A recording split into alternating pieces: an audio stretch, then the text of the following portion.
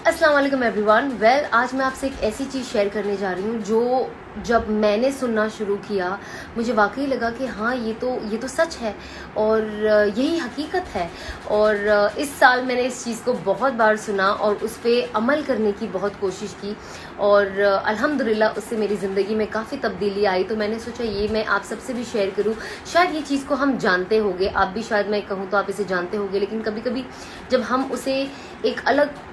Story के ज़रिए सुनते हैं या कोई अलग सेंटेंस बना के सुनते तो हमें लगता है कि हाँ वाकई ये चीज़ ने वाकई मेरे दिल को छू लिया। तो मैंने सोचा ये मैं आपसे भी शेयर कर लेती हूँ। तो ये मैंने बहुत अच्छी चीज़ बहुत सारे बयानों में सुनी है और पर्सनली भी सुनी है लोगों से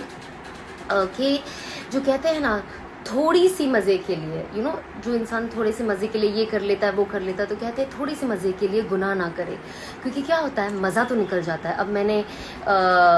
अल्लाह की कोई नाफरमानी अगर हम ले ले तो मैंने थोड़े से मज़े के लिए वो तो कर लिया, लेकिन अब वो थोड़ा सा वक्त तो निकल गया, मज़ा भी चला गया, लेकिन क्या हुआ गुनाह हमारे साथ रह गया। अब वो गुनाह क्या होगा? वो गुनाह हमारे साथ कब्र तक जाएगा, वो आखिरत के दिन हमारे साथ हशर के मैदान में खड़ा होगा और हमें क्या करेगा? जहन्नम में छोड़ के आएगा। तो हमें क्या करना है कि हमें थोड़े से मज़े के लिए गुनाह नहीं करना है। हमें ये याद रखना है कि ये मज़ा तो ख़त्म हो जाएगा पर ये गुनाह हमारे साथ चलता रहेगा और आप तो जानते हैं इसका एंड कहाँ होना है। और उसी तरह थोड़ी सी मुशक्क़त के लिए आप नेकी करना ना छोड़ें, क्योंकि क्या होता है कि जो थोड़ी सी मुशक्क़त होती है ना उस वक्त वो भी निकल जाती है। जैसे कि अब मुझे तहज्जुद में उठा नहीं जा रहा है या फजर में उठा नहीं जा रहा है नमाज के लिए, और वो मुशक्क़त होती, तकलीफ़ होती है, आप सब जानते हैं, मुझे भी होती है। तो वो तकलीफ़ होती है तो हम क्या करते हैं कि अरे सो जाते हैं ना, उठ के कज़ा कर लेंगे, क्या मुशक्क़त की वजह से। तो क्या होता है थोड़ी सी मुशक्क़त की वजह से आप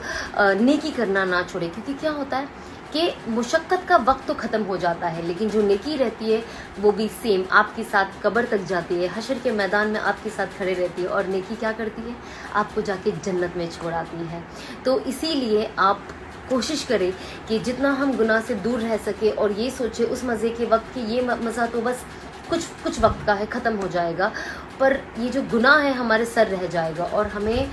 जहन्नम में लेकर जाएगा और जन्नत के और हमारे बीच में ये एक दीवार बन जाएगा जो हम नहीं चाहते हैं कि बने।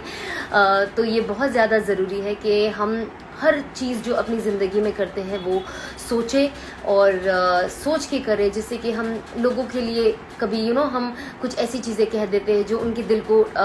ठेस पहुंच जाती है, उन्हें बुरा लगता है, लोग तो आगे बढ़ जाते हैं, लेकिन क्या होता है वो भी गुनाह आपके सर रह जाता है और वो आगे जाके आपको जन्नत में और आपके बीच में वो दीवार बन जाएगी। तो हमें कोशिश करना है कि